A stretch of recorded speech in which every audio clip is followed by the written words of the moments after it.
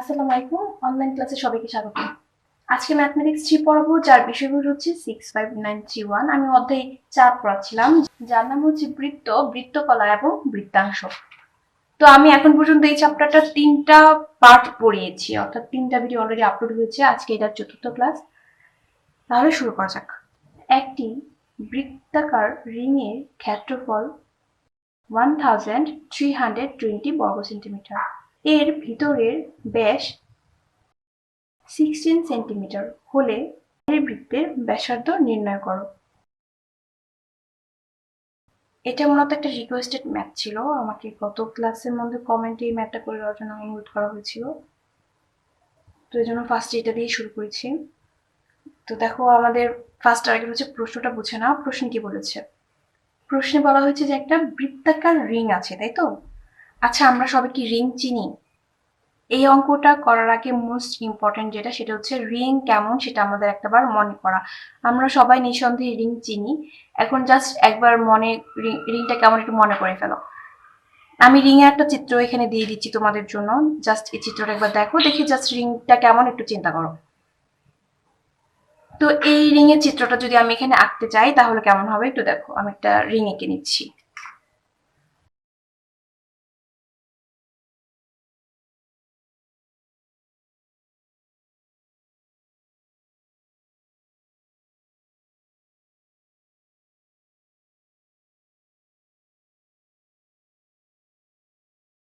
দেখো, আমি একটা রিং এঁকে নিয়েছি।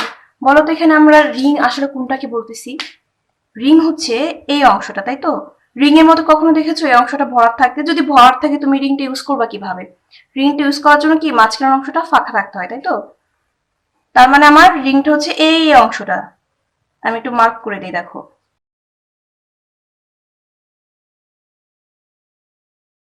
দেখো, তার মানে আমার এখানে রিং কোনটা বলো তো? আমি যে এখানে আঁকলাম অরেঞ্জ কালার যে অংশটা, সেটা হচ্ছে আমার রিং। তো আমাদের প্রশ্নে কি বলা ছিল? যে বৃত্তাকার রিং এর ক্ষেত্রফল হচ্ছে 1320। তার মানে এই অংশটার ক্ষেত্রফল, আমি এটাকে অরেঞ্জ কালারে দিব, এই অংশটার ক্ষেত্রফল হচ্ছে 1320, তাই তো?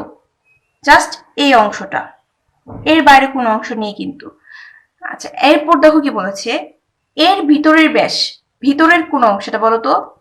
ভিতরের বলতে এই অংশটা বুঝিয়েছে, কেমন? এই যে এখানে যেটা বৃত্ত হয়েছে, একটু খেয়াল করো, রিং এর মধ্যে দুইটা বৃত্ত পাই আমরা। একটা হচ্ছে এই যে একটা বৃত্তের বাহিরের অংশ, এই যে একটা বৃত্ত। তার মানে একটা রিং এর মধ্যে যদি সেই রিংটা বৃত্তাকার হয়, তাহলে সেখানে অ্যাকচুয়ালি দুইটা বৃত্ত হয়। একটা ভিতরের বৃত্ত, একটা হচ্ছে বাহিরের বৃত্ত। তো এর ভিতরের বৃত্তের ব্যাস দেওয়া আছে 16 সেন্টিমিটার। দ্যাট মিনস তোমার এখান থেকে এই পর্যন্ত মাপ দেওয়া আছে কত? 16 সেন্টিমিটার। আমি একটু এখানে লিখে দিই, 16 লিখে দিলাম। তো দেখো, তারপর কি বলেছে? আমাদের প্রশ্নে চেয়েছে বাইরের বৃত্তের ব্যাসার্ধ কত। বাইরের বৃত্ত বলতে কোনটা বুঝিয়েছে বলো তো? এই যে বৃত্তটা, তাই তো? আমরা যদি এটাকে কেন্দ্র হিসেবে বিবেচনা করি, তো এখান থেকে এ পর্যন্ত হচ্ছে বাইরের বৃত্ত। আমি একটু অন্য কালার দিয়ে মার্ক করবো। একটু দেখো, এই মার্কগুলো ভুলে যাও জাস্ট সিম্পলি। মনে করো এখান থেকে এই পর্যন্ত একটা দাগ আছে, এটা হচ্ছে কি কেন্দ্র থেকে বাইরের বৃত্ত পর্যন্ত ব্যাসার্ধ। এখন আমি যদি কেন্দ্র থেকে আরেকটা ব্যাসার্ধ আঁকি এরকম, তাহলে কি হবে? কেন্দ্র থেকে ভিতরের বৃত্তের ব্যাসার্ধ। এখন আমাকে কি বের করতে বলেছে? এই কেন্দ্র থেকে বাহিরের বৃত্তের ব্যাসার্ধ নির্ণয় করতে বলেছে, অর্থাৎ বৃত্তের এই বৃত্তটার, যে বৃত্তটা আমার বর্ডার আছে সেই বৃত্তটার ব্যাসার্ধ নির্ণয় করতে বলেছে। তো আমরা ব্যাসার্ধটা কিভাবে নির্ণয় করব? আমাদের একটা মাত্র আমাদের ক্লু আছে দুইটা। এক হচ্ছে যে এই রিংটার ক্ষেত্রফল, অর্থাৎ এই অংশটুকুর ক্ষেত্রফল দিয়েছে 1320, এবং বলেছে এই ভিতরের বৃত্তের ব্যাস 16। তো ভিতরের বৃত্তের ব্যাস দেওয়া আছে মানে কি এটার ব্যাসার্ধ দেওয়া আছে কিরকম? আমরা জানি ব্যাসের অর্ধেক হচ্ছে ব্যাসার্ধ, দ্যাট মিনস 8। তার মানে এখান থেকে এ পর্যন্ত মান আমরা জানি কত? 8। এই যে এখানে লিখি, এখানে তো তীর চিহ্ন দেওয়া আছে 8। আচ্ছা দেখো, আমরা এটা কিভাবে করব? আমরা কি করবো জানো? ফার্স্টে এই টোটাল বৃত্তটার, অর্থাৎ এখান থেকে এই পর্যন্ত যে টোটাল বৃত্তটা হয়, অর্থাৎ বাহিরের যেই বৃত্তটা আছে সেই বৃত্তটার ক্ষেত্রফল নির্ণয় করব। কি করব বলতো? এই বৃত্তটার ক্ষেত্রফল নির্ণয় করব। তারপর কি করবো জানো? এই ভিতরের যে বৃত্তটা, অর্থাৎ এই ছোট বৃত্তটা, যেটার ব্যাসার্ধ দেওয়া আছে 8 সেন্টিমিটার, সেই বৃত্তটার ক্ষেত্রফল নির্ণয় করবো। তাহলে আমি এখানে একটু লিখে দিব, এই বৃত্তটার ক্ষেত্রফল, এটার ক্ষেত্রফল নির্ণয় করব। তারপর এই ক্ষেত্রফল থেকে এই ক্ষেত্রফল বিয়োগ করব। বিয়োগফলটা কত হবে বলো তো? দেখো এই বৃত্ত থেকে যদি এই বৃত্তটা বাদ দিই, এই মাঝখানের অংশটা থাকে না, তাহলে বিয়োগফলটা আমাদের প্রশ্নে দেওয়া ছিল, তাহলে বিয়োগ করলে এটার মান আসবে হচ্ছে 1320। দেখেছো অঙ্কটা কি সহজ মনে হচ্ছে এখন? তার মানে আমাদের এই যে একটা সমীকরণ পাবো দুইটা ক্ষেত্রফলের বিয়োগফল থেকে, সেই ক্ষেত্রফলের বিয়োগফল থেকে আমরা কি পেয়ে যাব? বৃত্তের ব্যাসার্ধ পেয়ে যাব। কিভাবে একটু দেখো, আমাদের এই বৃত্তের ব্যাসার্ধ দেওয়া আছে কত? 8। তাহলে এই ছোট বৃত্তের ক্ষেত্রফল কত হবে? পাই 8 স্কয়ার, তাই তো? আর বড় যে বৃত্তটা, এটা বৃত্তের আমাদের কি নির্ণয় করতে হবে? ব্যাসার্ধ নির্ণয় করতে হবে। তাহলে আমরা ধরে নিব এই বড় বৃত্তটার ব্যাসার্ধ হচ্ছে আর, তাহলে এটার ক্ষেত্রফল কত হবে? পাই আর স্কয়ার। তার মানে আমরা ইকুয়েশনটা লিখবো এরকম, পাই আর স্কয়ার মাইনাস এই পাই 8 স্কয়ার ইকুয়াল টু কত? এই ক্ষেত্রফল, এই টোটাল ক্ষেত্রফল থেকে এই ছোট বৃত্তের ক্ষেত্রফলটা বাদ দিচ্ছি, তাহলে কি এই অংশটা থাকবে না? হ্যাঁ, তাহলে এটার মান হচ্ছে 1320। দেখো এইখান থেকে আমরা আর এর মান, আর এখানে একমাত্র অজ্ঞাত রাশি, আর এর মান বের করে ফেলতে পারবো। না বুঝলে কোনো সমস্যা নেই, আমি এখন অঙ্কটা শুরু করব, তাহলে ইনশাআল্লাহ আশা করি বুঝে যেতে পারবা। মাথায় রাখবা এই অঙ্ক করার আগে তোমাকে ফার্স্ট জানতে হবে যে রিং অ্যাকচুয়ালি দেখতে কেমন। রিং এর ক্ষেত্রফল দেওয়া আছে বলতে কোন অংশটার ক্ষেত্রফল দেওয়া আছে, এটা তুমি যদি ক্লিয়ার হয়ে যাও, এই অঙ্কটা আসলে একদমই কঠিন না। তো দেখো আমি অঙ্কটা শুরু করে দিচ্ছি।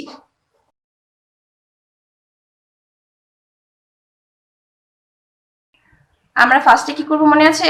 এই দুটো জিনিস আনার চেষ্টা করবো, অর্থাৎ এই ছোট বৃত্তের মানে ভিতরের বৃত্তের ক্ষেত্রফল এবং বাহিরের বৃত্তের ক্ষেত্রফল দুটো জিনিস আনার চেষ্টা করব। তাহলে আমরা ফার্স্টে কি করব? ধরে নিব বাহিরে যে বৃত্ত আছে তার ব্যাসার্ধ কত। এটা আমাদের প্রশ্ন না, এটা একটু চেয়েছে। ধরি বাইরের বৃত্তের ব্যাসার্ধ 8 সেন্টিমিটার। টার্গেট কি? ক্ষেত্রফল, তাই তো? কারণ আমরা ক্ষেত্রফলের পার্থক্যটা জানি 1320। সুতরাং বাইরের বৃত্তে কি বের করবো? ক্ষেত্রফল বের করব। বাইরের বৃত্তের ক্ষেত্রফল ইকুয়াল টু কত? পাই আর স্কয়ার। আমরা ক্ষেত্রফলের সূত্র বসিয়েছি বর্গ সেন্টিমিটার। তারপর কি করব মনে আছে? ভিতরে বৃত্তের ক্ষেত্রফল বের করব। ভিতরে বৃত্তের ক্ষেত্রফলের জন্য আমাদের কি দেওয়া আছে? ভিতরে বৃত্তের ব্যাস দেওয়া আছে, সুতরাং এটিকে আমাদের ধরতে হবে?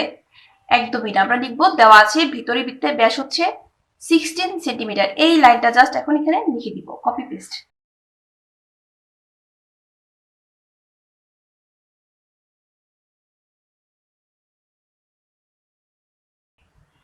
দেখো আমাদের তো ব্যাস দেওয়া আছে, কিন্তু আমরা কি ব্যাস নিয়ে কাজ করব? একদমই না, আমরা অঙ্ক করবো অল টাইম ব্যাসার্ধ দিয়ে। ব্যাস দিয়ে আমরা কখনো অঙ্ক করার চেষ্টা করবো না। বৃত্তের ভিতরের বৃত্তের ব্যাসার্ধ, ব্যাসার্ধ মানে কি? ব্যাসের অর্ধ, তাই তো? 16/2 ইকুয়াল টু 8 সেন্টিমিটার। সুতরাং ভিতরে বৃত্তের কি বের করবো মনে আছে? এই যে আমি লিখে দিয়েছিলাম, আমরা ক্ষেত্রফল বের করব, কারণ ক্ষেত্রফলের বৃত্তটা দেওয়া আছে। ক্ষেত্রফল ইকুয়াল টু, আচ্ছা আমি যে শর্টকাট করে লিখি তোমরা তো বুঝতে পারো তাই না? আমি তো মুখেও বলে দিই। শর্টকাট যে দেখে না বুঝো সে একটু শোনার চেষ্টা করবা যে আমি কি বলতেছি, তাহলে আশা করি বুঝে যাবা। পাই আর স্কয়ার, আর মানে কি? এখানে ব্যাসার্ধ, ব্যাসার্ধর মান কত? 8, তার মানে আমরা 8 স্কয়ার লিখবো, এত বর্গ সেন্টিমিটার।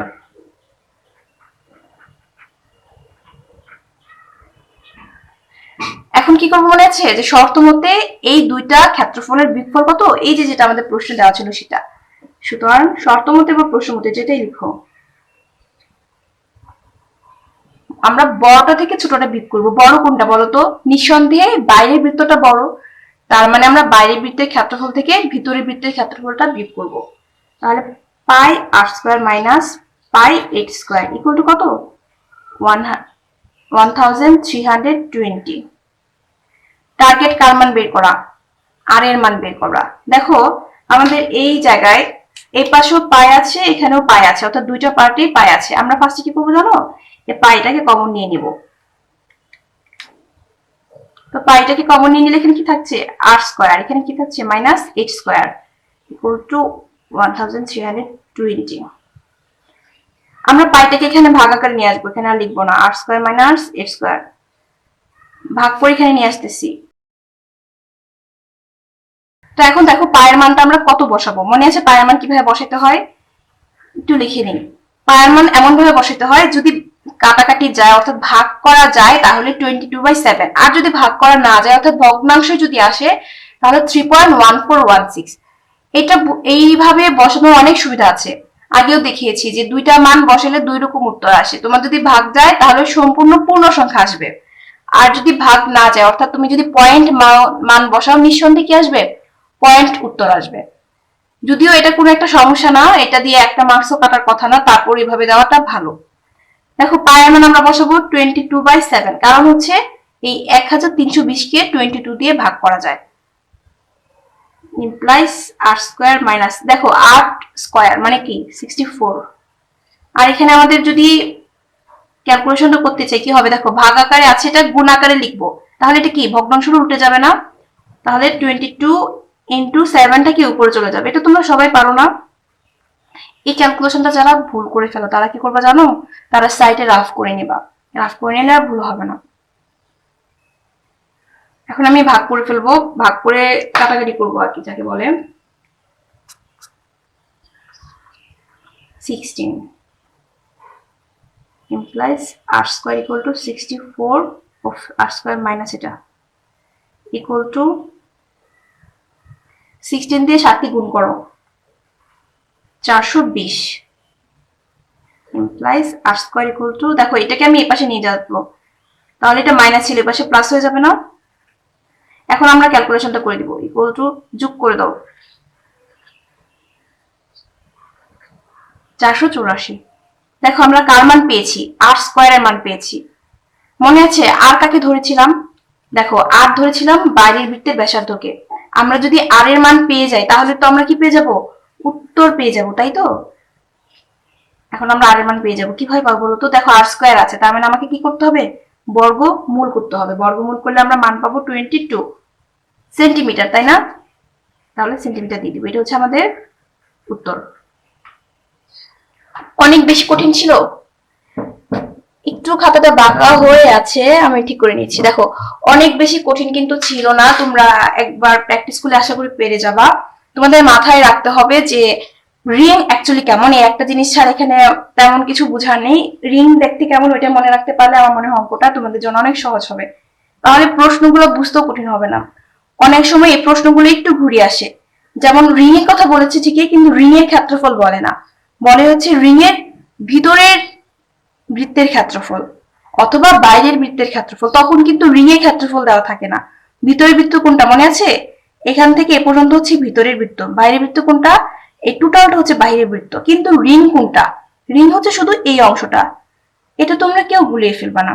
অনেক সময় প্রশ্ন দেখা যায় যে এরকম করে একটু ঘুরিয়ে আসে, যদিও কারিগরি শিক্ষা বোর্ডে খুব একটা ঘুরিয়ে আসে না, আর আমার মনে হয় না করোনাকালীনে তোমাদের প্রশ্ন ঘুরিয়ে আসবে, আমার মনে হয় তোমাদের হুবহু প্রশ্ন দিয়ে দিবে। আমরা আর কয়েকটা অঙ্ক করে ফেলবো আজকে। মূলত আমি বৃত্তাকার রিং, বৃত্তাকার মাঠ, বৃত্তাকার পথ, এই টাইপের সবগুলো অঙ্ক করে দেওয়ার চেষ্টা করব, দেখি কতটুকু পড়ানো যায়। তার পরবর্তী ক্লাসে আমরা বৃত্তকলার যে অঙ্কগুলো আছে, অর্থাৎ বৃত্তকলা, বৃত্তাংশ, এই রোলসটা পড়ে ফেলবো। তাহলে আমাদের মোটামুটি বৃত্ত চাপড়াটা ক্লোজ করে ফেলতে পারবো। আর আচ্ছা, আমরা পরের অঙ্কটা শুরু করি। একটি বৃত্তের পরিধি ও ব্যাসের পার্থক্য 4 সেন্টিমিটার হলে ওই বৃত্তের ক্ষেত্রফল নির্ণয় করো। এই অঙ্কটা কারিগরি শিক্ষা বোর্ডে 2007-এ আসছে, আরো বেশ কয়েকবার আসছে, বাকি সালগুলো মনে নেই, সাথে কথাই মনে আছে। আচ্ছা যাই হোক, আমরা ফার্স্টেই প্রশ্নটা বুঝে নিব, তারপর অঙ্কটা করবো। আমরা মূলত সব অঙ্কের মধ্যে প্রশ্নটা একটু বুঝে নিয়ে একটা স্ট্রাকচার দাঁড় করে তারপর অঙ্কটা করি, তাই না? এখানেও তার ব্যতিক্রম হবে না। দেখো কি বলেছে, একটা বৃত্ত আছে যার পরিধি ও ব্যাসের পার্থক্য দেওয়া আছে। তার মানে আমাকে ফার্স্টে জানতে হবে এই বৃত্তটার পরিধি কত। এই বৃত্তটা আঁকার জন্য চিত্র কোনো দরকার নেই, কারণ এখানে চিত্র না আঁকলে যে তুমি এটা বুঝতে পারবে না এমন কিছু না। আর এই অঙ্কটা মূলত বেশি ভাগে ক বিভাগ কিংবা খ বিভাগে আসে। যদি খ বিভাগে আসে তোমরা কি করবে, একটা বৃত্ত এঁকে ফেলবা, এখানে জাস্ট সিম্পল একটা বৃত্ত আঁকলেই হয়ে যাবে, কেমন? আর তেমন কিছু লাগবে না। আচ্ছা দেখো, বৃত্তের পরিধি ও ব্যাসের পার্থক্য দেওয়া আছে কত, 4 সেন্টিমিটার। বলেছে ওই বৃত্তের ক্ষেত্রফল নির্ণয় করো। ক্ষেত্রফলের সূত্র কি মনে আছে, পাই আর স্কোয়ার। তো আমরা যদি ক্ষেত্রফল নির্ণয় করতে চাই কি লাগবে, আর এর মান লাগবে, তাই তো? তো আর এর মান বের করার জন্য আমার ক্লো কি দিয়েছে, যে বৃত্তের পরিধি ও ব্যাসের পার্থক্য 4। পরিধি কত, যদি আমরা ব্যাসার্ধ যদি আর ধরি, যেখানে এখানে পাই আর স্কয়ার লিখেছি, তার মানে ব্যাসার্ধ নিঃসন্দেহে আর ধরেছি। যদি ব্যাসার্ধ আর হয়, পরিধি কত, 2 পাই আর, তাই তো? আর ব্যাস কত, ব্যাসের কথা কি মনে আছে? ব্যাসার্ধের দ্বিগুণ, অর্থাৎ ব্যাস হচ্ছে 2r, তাই তো? কেন 2r হলো মনে আছে? আমরা জানি ব্যাসের অর্ধেক হচ্ছে ব্যাসার্ধ, এবং ব্যাসার্ধকে দ্বিগুণ করলে ব্যাস পাওয়া যায়। তার মানে আমাদের ব্যাসার্ধ যদি r হয়, ব্যাসার্ধ কত? 2r। তো এই দুইটার বিয়োগফল কত? 4 সেন্টিমিটার। অর্থাৎ আমরা এরকম লিখবো 2πr - 2r = 4। এইখান থেকে আমরা আর এর মান বের করে ফেলবো। এটা আসলে অনেক বেশি সহজ অঙ্ক, তারপর আমি ছোট্ট একটা অঙ্ক তো এজন্য করে দিচ্ছি। অনেকেই সহজ অঙ্কগুলো একটু গুলিয়ে ফেলো, এজন্য আমি করে দিচ্ছি। আমি বলেছিলাম যে ইম্পর্টেন্ট কোন অঙ্কই বাদ দিব না, সেটা সহজ হোক কিংবা কঠিন হোক, যেহেতু এটা ইম্পর্টেন্ট অঙ্ক তাই আমি বাদ দিচ্ছি না। দেখো এই অনুসারে আমরা এখন সাজিয়ে ফেলবো। লেখা কিন্তু শেষ, অঙ্ক কিন্তু এখানেই কমপ্লিট, কিন্তু আমরা এখন সাজিয়ে লিখবো, এটাই হচ্ছে আমাদের কাজ। ফার্স্টে আমরা কি করেছি বলতো? ব্যাসার্ধটা ধরে নিতে হবে কত? আর ধরি ব্যাসার্ধ = আর সেন্টিমিটার, তাই তো?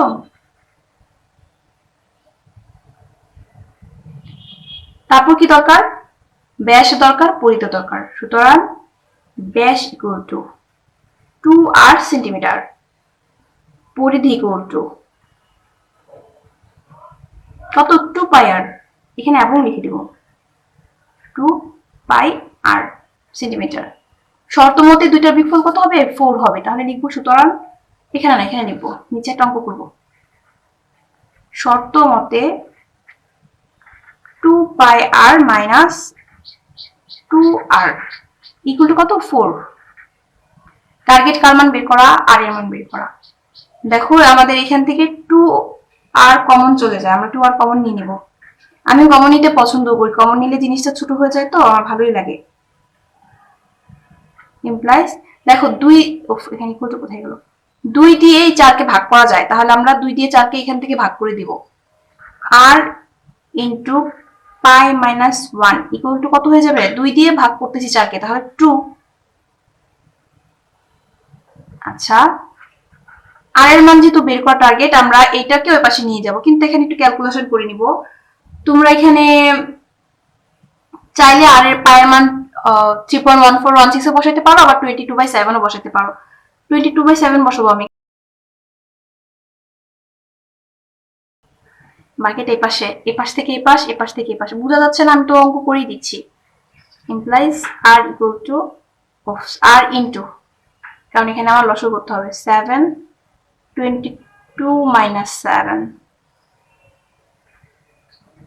ইকুয়াল।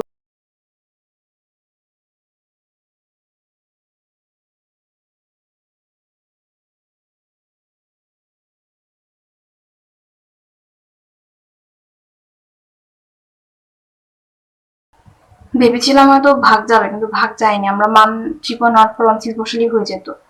সমস্যা নেই, আমরা এখানে ক্যালকুলেশন করে দিব। 15 ভাগ 7 2.14, তাহলে আর এর মান কত পাবো? 50/2.14, তাই তো? দেখো ক্যালকুলেশন করা শেষ, আমরা আর এর মান পেয়ে গেলাম কত? 0.93 সেন্টিমিটার। টার্গেট কি ছিল? ক্ষেত্রফল। সুতরাং বৃত্তের ক্ষেত্রফল আমি এখানে লিখবো। সুতরাং বৃত্তের ক্ষেত্রফল equal to pi R square equal to pi into এটা, পায়ের মান 3.1416 বসিয়ে দিব, ইন্টু আর এর মান হচ্ছে এটা হোল স্কয়ার। আমরা সবটুকু ক্যালকুলেশন করে মান পাবো হচ্ছে 2.72 এত বর্গমিটার। এটা হচ্ছে আমাদের উত্তর। আমি অঙ্কটা দেখো কোত্থেকে কই গিয়েছি, এখান থেকে এখানে শেষ করে এখান থেকে এখানে, তারপর এখান থেকে এখানে, তারপর লাস্ট ফিনিশিং এখান থেকে শেষ করে এসে এখানে দিয়েছি। কেমন? বুঝতে কষ্ট হচ্ছে? আমি একটু দেখতে হবে আমারটা ডিপ ফোকাস হয়ে আছে নাকি বাঁকা হয়ে আছে, মোটামুটি বোঝা যাচ্ছে। যাই হোক, তো আমি অঙ্কটা 4 দিয়ে করেছি, তোমাদের বইয়ে হচ্ছে 45 দিয়ে করা, তোমরা 45 দিয়ে অঙ্কটা করবে। আমি এটার উত্তর বলে দিব। আমার গত ক্লাসে বলেছিলাম আমি যে অঙ্কগুলো করতে দিব সেই অঙ্কগুলো উত্তর করতে দিব, উত্তর তোমাদেরকে বলে দিব। তো যাই হোক, তোমরা যখন এটা 45 সেন্টিমিটার দিয়ে করবা তখন এটার উত্তর আসবে হচ্ছে, এখানে লিখে দিই, অর্থাৎ বৃত্তের ক্ষেত্রফলটা পাবো হচ্ছে 346.5 বর্গমিটার, বর্গ সেন্টিমিটার। কেমন? কি দিয়ে এই উত্তরটা পাবা? 45 দিয়ে যখন করবা তখন এই উত্তরটা পাবা। 45 সেন্টিমিটার দিয়ে করবা। আমি আরো দুটো অঙ্ক করাবো, আর খুব ইম্পর্টেন্ট দুটো অঙ্ক আছে, এই দুটো অঙ্ক করাইতেই হবে, এই দুটো অঙ্ক মোস্ট ইম্পর্টেন্ট।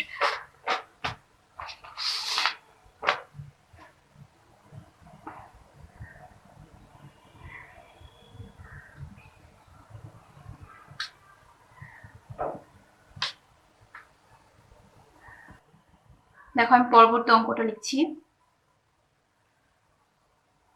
একটি বৃত্তাকার মাঠকে ঘিরে একটি রাস্তা আছে। রাস্তাটির ভিতরের পরিধি অপেক্ষা বাইরের পরিধি 44 মিটার বড়। রাস্তাটির বিস্তার কত?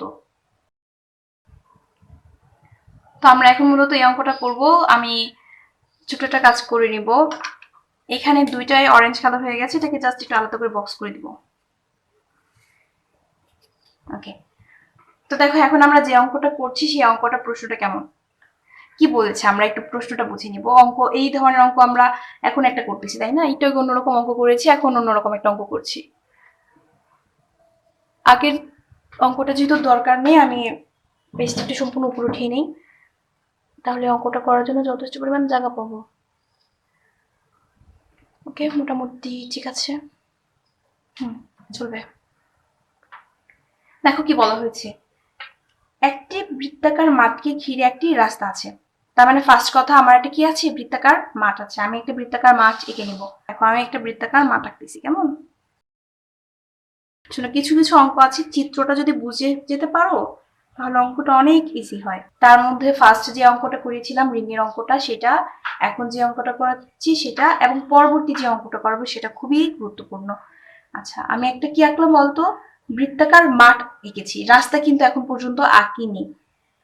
তো এই বৃত্তাকার মাঠকে ঘিরে একটি রাস্তা আছে। তো আমরা এটা তো এঁকে নিলাম, তাই না? একটা বৃত্তাকার কি আঁকলাম, মাঠ আঁকলাম। একটু খেয়াল রাখো, আমি শুধুমাত্র বৃত্তাকার মাঠ এঁকেছি। তারপর দেখো কি বলেছে, ওই মাঠটিকে ঘিরে একটি রাস্তা আছে। ঘিরে শব্দটাকে একটু ফোকাস করতে হবে। ঘিরে আছে তার মানে কি, চারপাশ দিয়ে আছে। ঘিরে যেহেতু আছে তার মানে অবশ্যই এই রাস্তাটা কি এই মাঠের ভিতর দিক দিয়ে নয়, বাহিরের দিক দিয়ে আছে বলে কি মাঠটাকে ঘিরে রাখতে পেরেছে, তাই তো? তার মানে রাস্তাটা কোন দিক দিয়ে আছে, বাহিরের দিক দিয়ে আছে। তাহলে আমরা একটা রাস্তাও এঁকে ফেলবো। যেহেতু বৃত্তাকার মাঠ, রাস্তাটাও কি হবে, বৃত্তাকার হবে। দেখো আমি বৃত্তাকার মাঠের রাস্তা এঁকে ফেলতেছি। মাঠটা একটু ছোট নেওয়া দরকার ছিল, অতি উচ্ছ্বাসে একটি বিশাল বড় মাঠ নিয়ে ফেলেছি। তো দেখো আমি রাস্তা আঁকলাম, বলো তোমার রাস্তা কোনটা? এখানে এই অংশটা হচ্ছে রাস্তা, তাই তো? আর এইখান থেকে এ পর্যন্ত হচ্ছে আমার মাঠ। আমি একটু দাগ দিব, অর্থাৎ এটা আমার মাঠের ব্যাসার্ধ। সম্পূর্ণ মাঠ বলা যাবে না, এই অংশটা হচ্ছে মাঠের ব্যাসার্ধ, আর এই অংশটা হচ্ছে কি রাস্তা। আচ্ছা ঠিক আছে, তারপর দেখো কি বলেছে, ওই রাস্তাটির, রাস্তাটি তো বুঝেছো, এই যে রাস্তাটির বাহিরের পরিধি। বাহিরের পরিধি বলতে কি বলতো, মানে বাহিরের যে বৃত্তটা আছে, বাহিরের বৃত্ত কোনটা, এই যেটা, তাই তো? এটা হচ্ছে তার বাহিরের বৃত্ত। বাহিরের পরিধি অর্থাৎ এই বৃত্তটার পরিধি। তার মানে এই বৃত্তটার ব্যাসার্ধ যদি আমরা আর ধরি, কি ধরেছি, আর ধরেছি, তাহলে এটা পরিধি কত হবে, 2 পাই আর। কার ব্যাসার্ধ আর ধরেছি বলতো, ও সরি আমি একটু ভুল বলছি, ভিতরের পরিধি লেখা, আমি বাহিরের পড়তেছি কেন আল্লাহ জানে। রাস্তাটির ভিতরের পরিধি, ভিতরের পরিধি কোনটা, একটু রিপিট করি, সরি। আমি দেখো রাস্তাটির ভিতরের পরিধি, ভিতরের পরিধি কোনটা, ভিতর মানে এই যে ভিতরে যে বৃত্তটা, বাহির হলে এটা হতো, ভিতর হলে এটা, তাই তো? আমি এটাকে অন্যটা কালার করব। ভিতর পরিধি বলতে এই বৃত্তটাকে বুঝিয়েছে। দুইটা বৃত্ত দুইটা কালার করা উচিত ছিল, তাহলে খুব সুবিধা হয়ে যেত বুঝতে। তো এই ভিতরের পরিধি অপেক্ষা বাইরের পরিধি, আচ্ছা বাইরের পরিধি কথাটাও আছে, বাইরের পরিধি 44 মিটার বড়। তার মানে আমাকে দুইটা বৃত্তের পরিধি জানতে হবে, এক হচ্ছে বাইরের পরিধি আর এক হচ্ছে ভিতরের বৃত্তের পরিধি। বাইরের বৃত্তের পরিধি যেহেতু আমরা আর ধরে ফেলছিলাম একটু আগে, আমরা এই জন্য ভিতরের বৃত্তটা ধরবো R1। তো এটা যদি ব্যাসার্ধ R1 হয়, তাহলে এটা পরিধি কত হবে বলতো, 2 পাই R1। আমরা পরিধি সূত্র পারি না, এই দুইটার পার্থক্য দিয়েছে কত, 44। দেখো তো কোনটা থেকে কোনটা বাদ দিবা, ছোটটা থেকে বড়টা বাদ দিবা নাকি বড়টা থেকে ছোটটা বাদ দিবা? নিঃসন্দেহে বড়টা থেকে ছোটটার পরিধি বাদ দিব। তার মানে আমাদের এখানে কন্ডিশনটা এরকম আসতেছে 2 পাই মাইনাস 2 পাই 1 = 44। এখান থেকে আমাদের বলেছে রাস্তাটির বিস্তার কত, রাস্তাটির বিস্তার, তার মানে এই অংশটার বিস্তার, তাই তো? এটাই তো আমাদের রাস্তা। তো আমরা যদি রাস্তাটির বিস্তার বের করতে চাই, বিস্তার মানে কি আমরা বুঝি? মানে আমাদের এই বড় বৃত্তের ব্যাসার্ধ থেকে, ব্যাসার্ধ যেহেতু দেখো এইখান থেকে এই বৃত্তের ব্যাসার্ধ থেকে যদি আমি এই বড় বৃত্ত, আচ্ছা দেখো এই বড় বৃত্তের ব্যাসার্ধ থেকে যদি আমি ছোট বৃত্তের ব্যাসার্ধ বাদ দিই, তাহলে এই অংশটুকু পেয়ে যাব না, এই অংশটুকু ব্যাসার্ধ পেয়ে যাব না। তার মানে আমাদের বিস্তার বের করতে হলে কি করতে হবে? এই বড় বৃত্তের ব্যাসার্ধ, বড় বৃত্তের ব্যাসার্ধ কত ছিল? আর বড় বৃত্তের ব্যাসার্ধ থেকে ছোট বৃত্তের ব্যাসার্ধ বাদ দিতে হবে, অর্থাৎ আর থেকে আমরা R1 বাদ দিব। এই দুইটা ব্যাসার্ধের পার্থক্য যত হবে সেটাই আমাদের কি আনসার হয়ে যাবে। আমি কি বুঝাতে পেরেছি কথাটা? আমরা বিস্তারকে প্রস্থও জেনে থাকি অনেকে, তাই না? তো এটা কিভাবে বের করবো বলতো? এই ব্যাসার্ধ থেকে এই ছোট বৃত্তের ব্যাসার্ধ বাদ দিলে এই অংশটা ব্যাসার্ধ পেয়ে যাবো আমরা। ঠিক সেভাবে আমরা এই অংশের প্রস্থ অর্থাৎ বিস্তারটা পেয়ে যাব। সেটা আমাদের কি হয়ে যাবে? উত্তর হয়ে যাবে। তার মানে আমরা যদি কখনো রাস্তার বিস্তার বের করতে চাই কি করব? বড় বৃত্তের ব্যাসার্ধ থেকে ছোট বৃত্তের ব্যাসার্ধ বিয়োগ করলে যেটা পাবো সেটা হচ্ছে আমাদের উত্তর। এই কথাটা তোমরা একটু মনে রাখবা। এই কথাটা তোমরা কখনো এলোমেলো করে ফেলবা না যে বিস্তার বলতে আসলে কি বোঝাচ্ছে, কারণ আমরা এর পরবর্তী যে অঙ্কটা করব সেই অঙ্কের মধ্যে এই জিনিসটা হয়তো কাজে লাগবে। কেমন? তার মানে আমাদের একমাত্র টার্গেট এখন কোনটা? এই দুইটা ব্যাসার্ধের মান বের করা, কারণ আমরা দেখেছি ব্যাসার্ধর বিগফলে আমাদের উত্তর। আচ্ছা, আমরা দুইটা ব্যাসার্ধের মান বের করার জন্য কোনগুলোতে যাব বলতো? এই যে একটা মাত্র অপশন আছে, দুইটা পরিধির পার্থক্য দেওয়া আছে, আমরা ওই রাস্তাতে এগোবো। তাহলে আমরা শুরুতে কি করে নিব? ব্যাসার্ধটা ধরে নিব, যেহেতু আমাদের কাজ শুধুমাত্র ব্যাসার্ধ নিয়ে, তাই না? কারণ ব্যাসার্ধ না ধরলে তো আমরা পরিধিটাও পাবো না।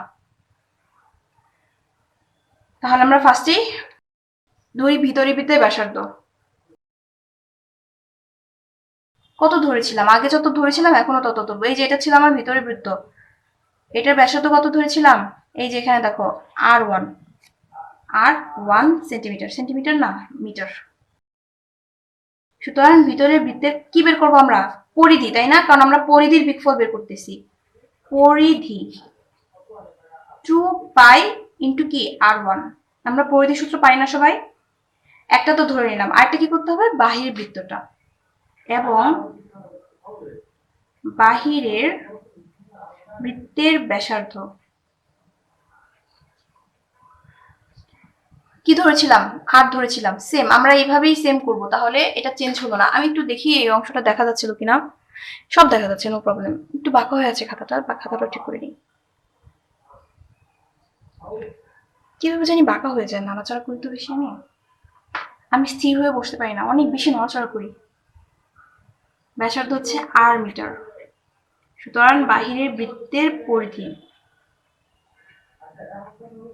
Equal to 2 pi R metre.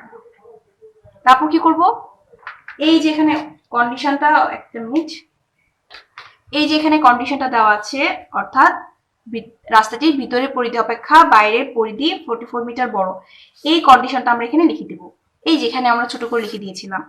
তাহলে শর্ত মতে বড়টা থেকে ছোটটা বাদ দিব। বড় কোনটা? বাহিরেরটা। তার মানে 2 pi R minus 2 pi R1 equal to কত? 44। কি বের করবো মনে আছে? দুইটা ব্যাসার্ধর বিগফল, এই যেখানে দেখো লিখে দিয়েছি। দুইটা ব্যাসার্ধর বিগফল যেটা পাবো সেটা আমাদের কি হয়ে যাবে? উত্তর হয়ে যাবে। কেন? এই বড় ব্যাসার্ধ থেকে ছোট ব্যাসার্ধটা বাদ দিলে এই মাঝখানের অংশের বিস্তার পেয়ে যাব, সেজন্য উত্তর হয়ে যাবে। আমাদের রাস্তাটি বিস্তারই চেয়েছিল। তাহলে আমরা ফার্স্টে দেখো এখানে 2 পাই কমন যাচ্ছে, আমরা 2 পাইকে কমন নিয়ে লিখবো। 2 পাই কমন নিলাম, তাহলে কি থাকে? R মাইনাস এখানে হচ্ছে R1 equal to 44। R minus R1 equal to 44 divided 2 পাইয়ের মান একটু পরে বসাবো, কে 44 ডিভাইডেড 2 ইন্টু পাইয়ের মান বসিয়ে দিব 22/7 নিঃসন্দেহে, কারণ দেখো 22 দিয়ে 44 কে ভাগ করা যায়। এখন আমরা জাস্ট ভাগ আকারে ছিল, এটাকে গুণ আকারে লিখবো। তাহলে 2 ইন্টু 22 হয়ে গেল, ওই 7টা উপরে উঠে যাবে। বাস হয়ে গেছে। এখন আমরা ক্যালকুলেশন করে দিব।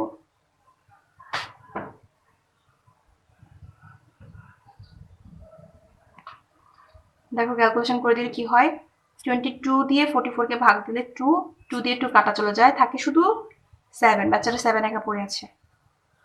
দেখো r-r1, এটাই তো আমাদের উত্তর হওয়ার কথা ছিল। তার মানে আমরা r-r1 মানে পেতে গেলাম কত, 7। এখন আমরা কি লিখে দিব, সুতরাং রাস্তাটির বিস্তার ইকুয়াল টু 7 মিটার। রাস্তাটির বিস্তার ইকুয়াল টু 7 মিটার। অনেক বেশি কঠিন কি ছিল আসলে? একদমই কঠিন না। এই অঙ্কটা ইম্পর্টেন্ট, অনেকবার আসছে। তোমরা অবশ্যই অঙ্কটা বাদ দিবা না, অঙ্কটা একটু চেষ্টা করবা করতে পারো কিনা। আর একটা অঙ্ক করাবো, মোস্ট ইম্পর্টেন্ট অঙ্ক দেখে একটা অঙ্ক তোমাদের আমি দিতে চাই, দেখা যাক কে পারো কে পারো না। অঙ্কটা আমি এখানে লিখবো, তাহলে অঙ্কটার সাথে মিল থাকবে। একদম হুবহু সেম না, কেমন? এই চ্যাপ্টার অঙ্কগুলো বেশিরভাগই কি একদম হুবহু সেম না, একটু একটু করে পার্থক্য দিয়ে অঙ্কগুলো আসে। তো একটু একটু করে পার্থক্য দিয়ে যে অঙ্কগুলো আসে, আমি যদি সবগুলো অঙ্ক করে দিতে চাই আমার অনেক ক্লাস লাগবে। আর এত অঙ্ক এখন আমি করাবো না, কারণ তোমাদের পরীক্ষাও সামনে চলে আসছে। আমার এখন আমি যেহেতু শুরু করেছি, এটা আমাকে শেষ করতে হবে, এটা আমার মাথায় রাখতে হবে। সুতরাং অনেক অঙ্ক করানো যাবে না, মোস্ট ইম্পর্টেন্ট অঙ্কগুলো করাতে হবে। তো যে অঙ্কগুলো করলে তোমাদের মোটামুটি পরীক্ষা ইনশাল্লাহ ভালো হয়ে যাবে, সেই অঙ্কগুলো আমি করাবো। একটা অঙ্ক তোমরা করবা, দেখো আমি প্রশ্নটা একটু লিখে দিই এখানে, কেমন? একটি বৃত্তাকার বাগান একটি বৃত্তাকার পাকা রাস্তা দ্বারা পরিবেষ্টিত। বাগানের ব্যাস 60 মিটার। যদি বাগানের ও পাকা রাস্তার ক্ষেত্রফল সমান হয়, তবে রাস্তার প্রস্থ কত হবে? খুব তাড়াহুড়া করে একটু বুঝিয়ে দিব অঙ্কটা তোমরা কিভাবে করবা। দেখো একটু আগে আমরা, আচ্ছা আগে প্রশ্নটা বুঝে নিই। দেখো, একটি বৃত্তাকার বাগান একটি বৃত্তাকার রাস্তা দ্বারা পরিবেষ্টিত, এই কথাটি চিন্তা করো। মনে করো এটা হচ্ছে বৃত্তাকার বাগান, এই যে বাগানটা, কেমন? এই যে বাগানটা যেটা আমরা এখানে নিয়েছিলাম, এটা একটা বৃত্তাকার বাগান। সব অরেঞ্জ কালার হয়ে যাচ্ছে, এটাকে আমি অন্য কালার দিতে হবে, গ্রিন কালার। তো এটা যদি আমার বৃত্তাকার বাগান হয়, মানে এই ভিতরে বৃত্ত দ্বারা আবদ্ধ যেটা, সেটা হচ্ছে আমার বৃত্তাকার বাগান।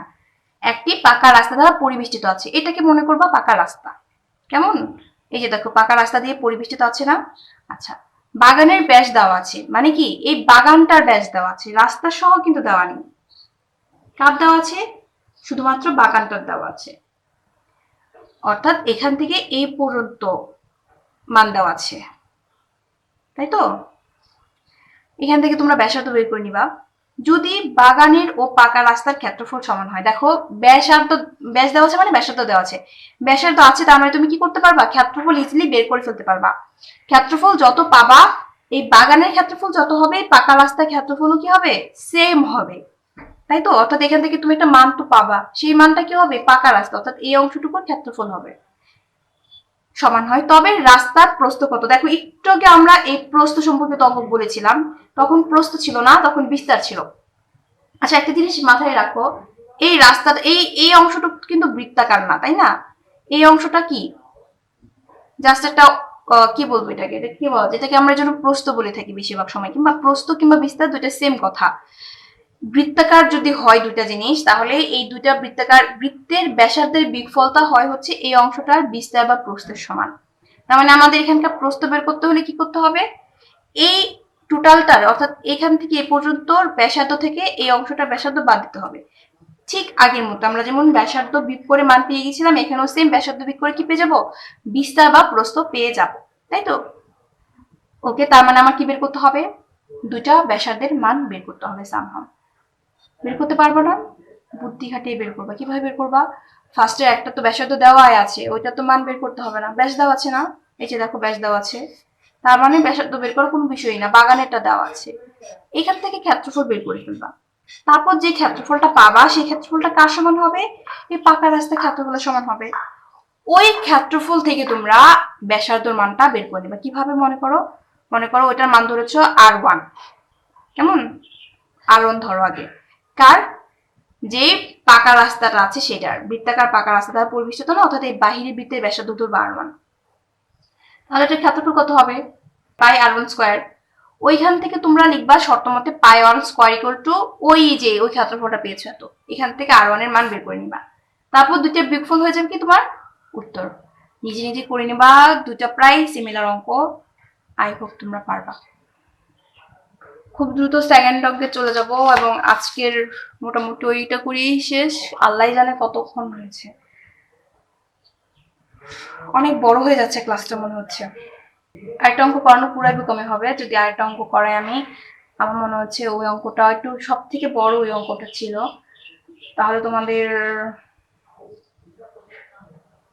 এই ক্লাসটা না হলেও 1 ঘন্টা ছাড়িয়ে যাবে, অনেক বেশি লং টার্ম হয়ে যাবে। আমাকে একজন রিকোয়েস্ট করছিলাম, আমি 1 ঘন্টা ক্লাস আর দিয়ে না, ওর কথাটা আমি মানার চেষ্টা করি। এই জন্য মনে হচ্ছে এটা না দিলেই ভালো হবে, কারণ ওইটা দিলে মিনিমাম তোমার 20 মিনিট লাগবে, এত বড় একটা অঙ্ক বুঝতে সময় লাগবে না বলো?